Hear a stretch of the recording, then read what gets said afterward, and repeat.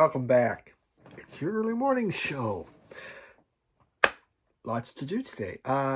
Puerto Rico, it was wet. It was real wet. It's rainy season there. It was, my boss goes, "What's hot and humid?" I go, "Yeah, it's rainy season." And, they're still in, somewhat of a lockdown, limited capacity. Masks are still required. It was kind of, as I was looking for, trying to, take the boss to some of my favorite restaurants. A lot were closed. I mean, there was so many closed places. I found some good food, but they've taken a terrible hit. That COVID and shutting down tourism definitely hurt. So let's begin some books. This just came in. I haven't read it yet, and I'll talk more about it. Welcome to Zamrock, and just discussion of what Zamrock's about. A lot of pictures.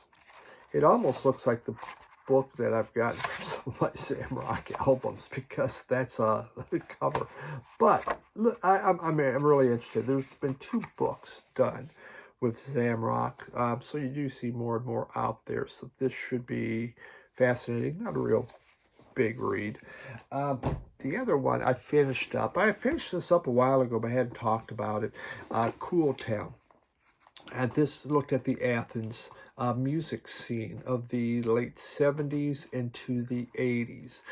It wasn't a bad book. I kind of a mixed review on this. The first half was very interesting as they talked about groups like the B-52s, the Pylons, REM, all these groups that really started, and there really were art students. These art students started it. They formed like their own little party place, some guy's loft, where then people would play. And basically no one knew what they were doing. They just, for instance, I think it was Pylon, there was, they rented a place, and in the basement there was these instruments. So they just went down and, look at these instruments. Let's make some noise out of them. They didn't know what they were doing. They just began learning to play them.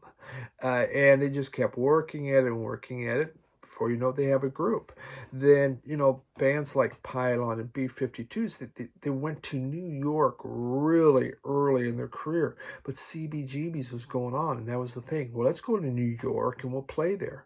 And they were able to get a gig, and started to get a reputation. It started to become known. So it was really, fun to hear that REM, they were more of a punkier band until they kind of changed. In fact, you could understand Stipe's lyrics, and then he went to the slurry thing. The second half, though, it focused more on the scene, and I wasn't as interested in that, about, well, we have these clubs and this clubs, and this was one of the people in charge. I didn't find that as interesting. I wanted, I'm reading this because I want to know about the bands. I want to hear about the music they made, what went on with that part of the scene, and not so much the other aspects of it. So I would say the first half I was enjoying. The second half, to me, it was more of a snooze.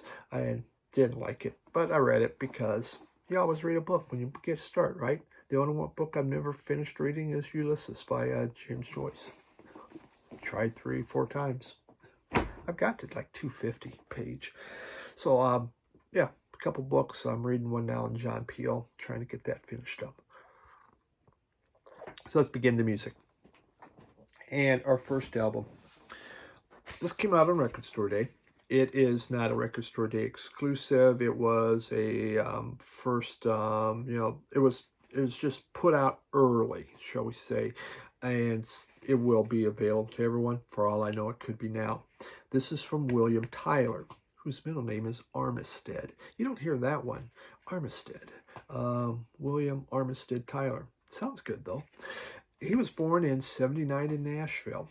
In 1998, he actually started with the groups Lamb Chop. He played for Lamb Chop, and Silver Jew was the other group.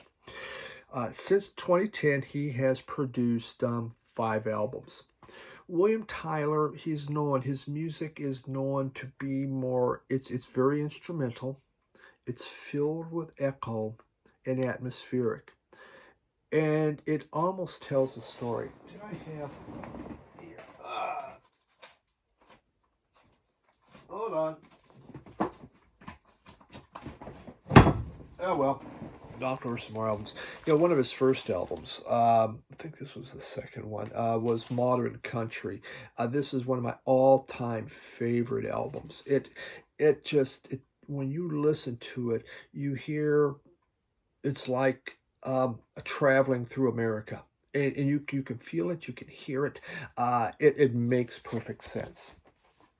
It hooked me into his music. This is not like that. This is something totally different. It's more meditative. Where the one album has melody, this is more of a soundscape going on. There's not melody chorus, even though that's instrumental, there's melody chorus. This is just kind of more of an atmosphere, more background music. You just don't sit down and go, man, God, yeah, oh, what a song. It's not like that. He uses like old radio broadcasts, different radio broadcasts, but really fuzzes them out, distorts them. There was a slow night static. He really uses that effect to a lot. There is with News About Heaven. With News About Heaven's their song. That one, there's just a lot of feedback going on. He does use fuzz guitar, but this is softer. This is quieter. He's a great guitarist, but he plays his guitar quietly, even with the fuzz and the feedback going on. This is going to take a bit, okay? You know, when you have an album that means a lot to you from an artist, and you're so enamored by it, every album you're saying, God, I hope it's going to be like that. It doesn't help an artist grow, and I get why it isn't. It doesn't matter. As a fan, that's what you want. That's just, you love that, and you want more of that music. As an artist, you go, well, why would I make the same thing over and over? So I get that. This, though, I think just because it just wasn't a lot of like melody and more of this meditative type feel, it kind of, yeah, it put me off. When I first, this was the first album of all my Record Store Day albums. This was the first one I put on. It was the first one I go, God, really? Oh, wow. But I've played it a few more times. I'm finding some stuff on it, but it won't be one I grab all the time. It'll be the other one. It's just the way life is.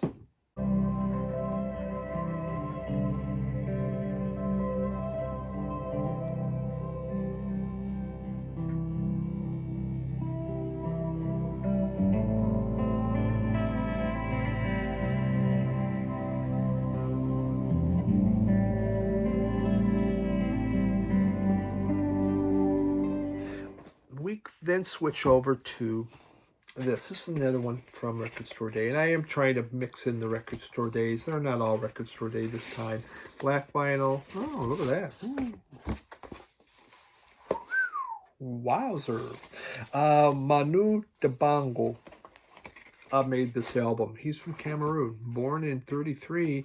He died last year of COVID. So one of the many people in the world, millions of people in the world that passed away due to COVID.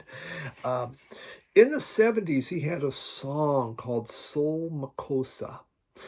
And it was a hit. It was real catchy, really popular. Manu, he plays the saxophone. Also, he plays the vibes. So Soul Makossa, Michael Jackson, on the album Thriller, he had the song you want to be starting something. There's a bug on my screen. I wonder if you saw that.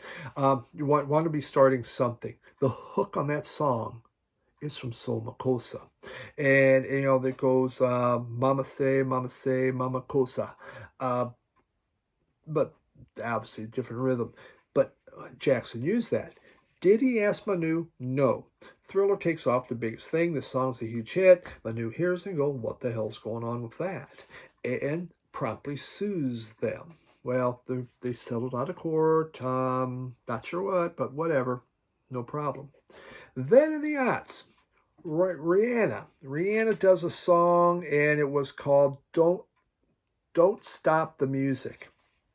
And so the song, Don't Stop the Music, she asked Michael Jackson, can I use that hook from You Want to Be Starting Something? And Michael Jackson's group goes, sure, go ahead. You can use that. Probably pay us a little bit or whatever. So she does. Well, guess what? Manu hears that song go, what the hell? That's my riff. Hello, Rihanna. I'm suing you. My name is Sue. How do you do? You're going to pay. So he does. So that's how it's a catchy riff.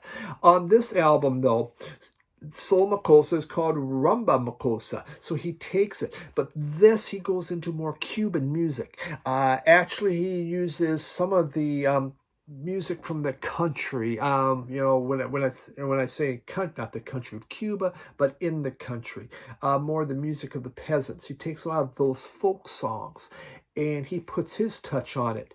Helping him on here is Quarteto Patria, and he plays the guitar for Buena Vista Social Club. So he also is on this album. This is very good. This is really, really good. The sax adds some kind of sexiness to it. It gives it a jazzy flair and feel to some of these numbers. Silento Lindo. Silito Lindo is a traditional Cuban song. You know it. Ay, ay, ay, ay, ay. Well, okay, if you're in the 60s and went like, ay, ay, ay, ay, I am a frito bandito. I like Fritos corn chips. I love them, I do. I want your Fritos corn chips. I'll take them from you. Something like that. There's the Frito Bandito for Fritos corn chips. Yes, that came from Silito Lindo, which is a Cuban folk song. How about that one? Did not know that. Okay, now you do too. Good stuff. Festive music, fun music, using, again, his saxophone, great guitar playing, happy pickup, really good sounding stuff.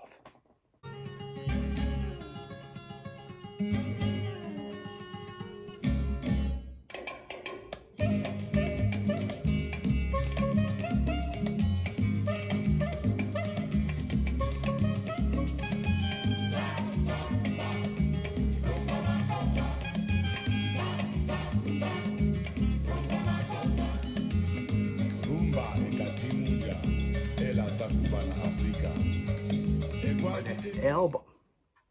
What's up next? We have Mammoth.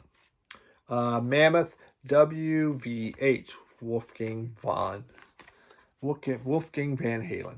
Okay, the album on this, see if you can see it. It is a kind of a smoky, clear vinyl. That's kind of neat. Something different, right? Who doesn't like something different? And so, by Wolfgang Van Halen, Eddie Van Halen's kid, born in 91, named after Wolfgang Amadeus Mozart, called Wolfie, which is kind of a cool name, quite honestly. He's been playing bass. He was born in 91, but he was playing bass in Van Halen for 14 years. So this kid has chops. He plays every single instrument on this album, does the singing. That's pretty amazing, okay? That's a gift. That is a true musical gift. He's a heck of a drummer, big bass player, but he does it all. This album, recommended to me by Lucille. I've seen others talk about it, but Lucille, a long-time watcher of my channel, and we chat on Facebook, and she always is helping me spend money. Thank you, Lucille. I really recommend it. She'll say, this is really, really good. And it is a good album. It is, it's stadium rock. Think Foo Fighters. I think that's, to me, that's what I was thinking. More almost like a Foo Fighter. And why I say that is, you have this, the music going, and then it's the chorus. And it's a big chorus, it just takes off. They put some power and punch behind that chorus. Huge vocals suddenly go stadium rock. And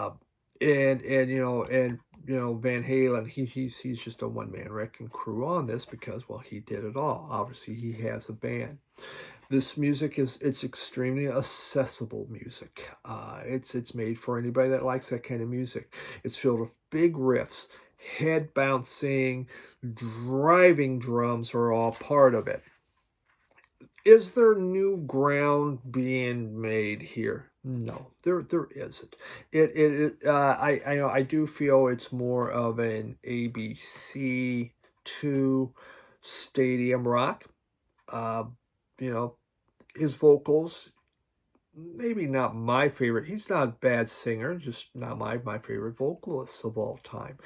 But, he does well. The guitars, the bass, the drum, I mean, the instrumentations were really good. It really rocks. But it's just no real new ground. So if you're looking for something, totally different, this isn't going to offer it to you. A lot of my, stuff I'm always out there, well, that seems odd. Let's try that. Except for free jazz.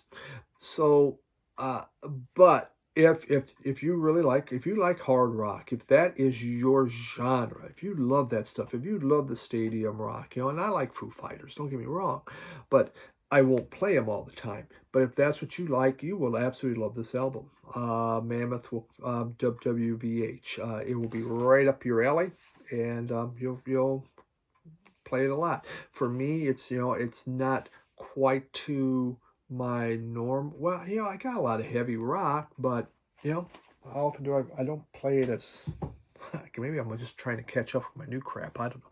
What do I play a lot of? I don't know.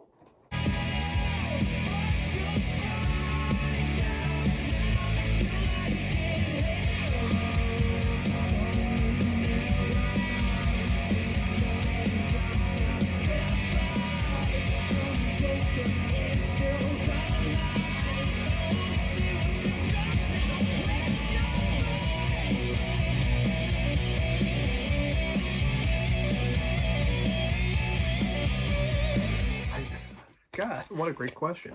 What do you play mostly? I don't know, because I change it up constant.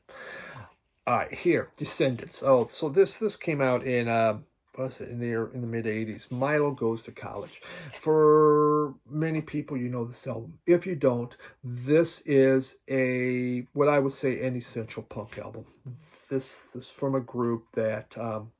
And this is one of the greatest punk albums of all time. Milo Goes to College by the Descendants. Now, the Descendants, they're a California band. They started in 77, broke up in 87. They've formed and broke up, depending on Milo, quite honestly. And they are currently playing, and that's actually, they put out an album. I believe it was this year they put out an album. Their 9th album came out this year.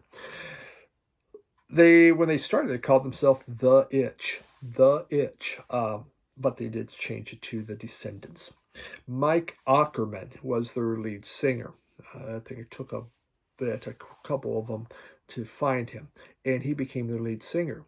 But he was going to go to college, and he was already a nerd. I mean, everyone said, including him, I'm a nerd. And he did go on, and he did get his PhD in biochemistry. Even while he was working his PhD, he would, on weekends, come out and play with them, though they had a different vocalist. What makes this so exciting? So this is mid-'80s punk, okay? So, and it's California punk. So now it's loud, it's fast, it goes. This album came out in 82. They added melody to it. That's the thing, and that's what you hear on this. There is melody. A lot of times the bass takes the lead. The bass plays the hooks while the guitar is the rhythm section with the drums. It is just, this is a great listen. It is not, all this really headbanging. There's some thought behind some of this stuff. And you got songs like I Want to Be a Bear, I'm Not a Loser, Parents. I mean, they go through the typical stuff. But it's fun. It's 15 songs in 30 minutes. It's coffee fueled. They never said we're not drug fueled. We're coffee fueled. That's what they're. It was like some guys really hyped up on a lot of coffee. And it's like 1, 2, 3, 4, let's go, go, go, go, go, go, and away they go. But melody makes a difference. Really, what makes this cool. So, I wanted this for years. I finally got it. Actually, I had it before. I just got it before the flood. I looked for an original for years and years. Could never find it because this is an essential album if you like punk.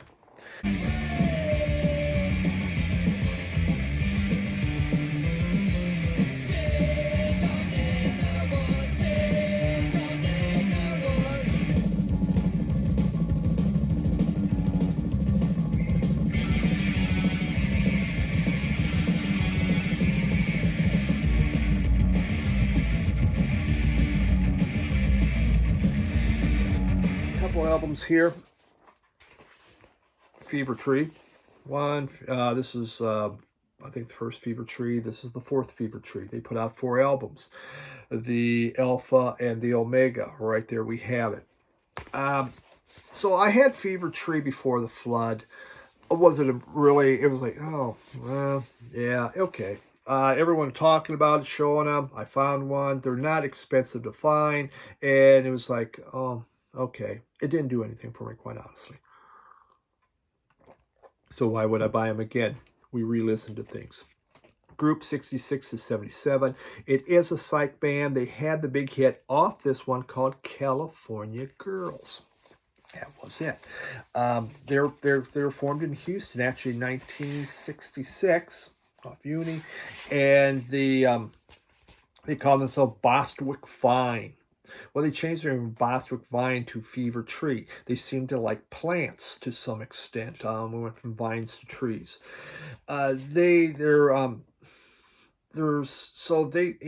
have like on here, there's like slow parts that suddenly get faster. So it starts really slow, and then all of a sudden there's this big, when the chorus hits, it really hits you hard. The guitarist, Michael Kent, he just calls him Michael. I think it's Kent. Canute, I don't know. Good guitars. That guy plays a hell of a guitar. Searing guitars. They sound just fantastic. Here. And he just calls himself Michael all the time. That's it on his album, Michael. Fever Tree, if this was in 68, it's Baroque. They do some Baroque, they do folk, they do psychedelic, and there's some hard rock. Problem is, it can start off kind of hippy-dippy-ish, and then all of a sudden just blast away into something else. There's some folk songs like Unlock the Door that it just, to me, was just like crap. I didn't like it. They do... Day Tripper, We Can Work It Out, the Beatles songs. And I can't say the Beatles could have been happy because I thought it kind of sucked. But then their song, San Francisco Girls is good. Imitation Situation, another great one. I mean, when these guys rock, they rock, and it sounds really, really good. The problem I found out, this album, first off, side 1 is much better than side 2, in my opinion. It was kind of inconsistent. We're trying to do too much. So this one came out, I believe, in 1970. And this is called For Sale. This was their last album. Side 2 is Hey Joe. That's it. Side 2, Hey Joe. 13 minutes of Hey Joe. I bought it because it had 13 minutes of Hey Joe. What group doesn't do Hey Joe? If you don't do Hey Joe, then you just suck as a band. I mean, you just, Hey Joe. Let's play that. To me, it tells they were kind of short of material. The people that wrote most of it was Holtzmans. They were the Holtzmans. I'm trying to think of their name. God, what was it? Scott and Valerie Holtzman. They produced the albums and they did the writing. The first album, all written by Scott and Valerie. This one too, 3 of the songs, but they also put I Have a Spell on You by Hawkins is on here, and Hey Joe, and a song by Arthur Lee. This is a little more this makes more sense. They're not all over the place. They do sound like they're trying to bring in their inner Jim Morrison on some of this music. That's what you kind of get a feel, but I like this album better. I did. I just thought it was just more focused. While the other one, let's try this, let's try that. And some of the Baroque gets a little pompous for me. But so Fever Tree. Hey, I like it better than when I first listened to it.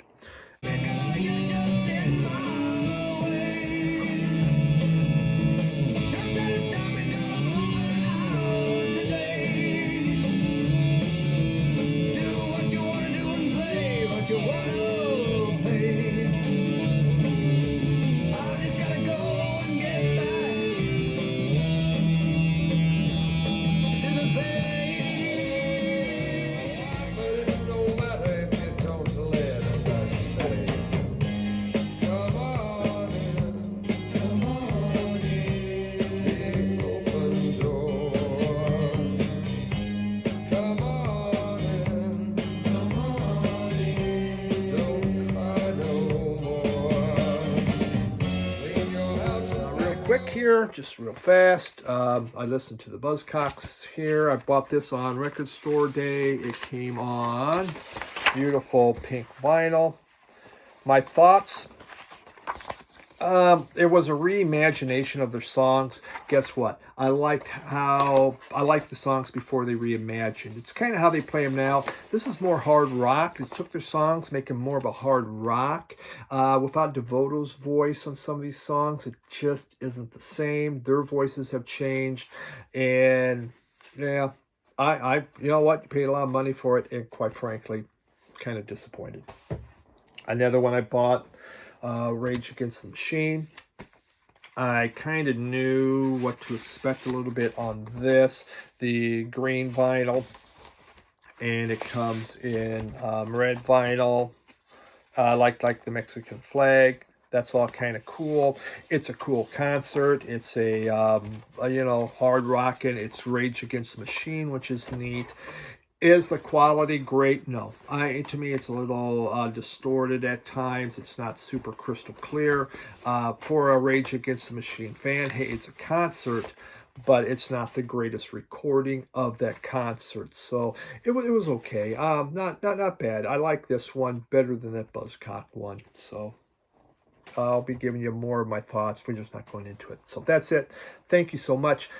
I'm on my last airplane flight of the season. This is it. My last scheduled flight. Then I'm kind of driving from now on. So sucks, but appreciate you watching. Don't forget, contest ends this week. If you want to be in it, please do the drawing. Appreciate it. Thank you. Bye.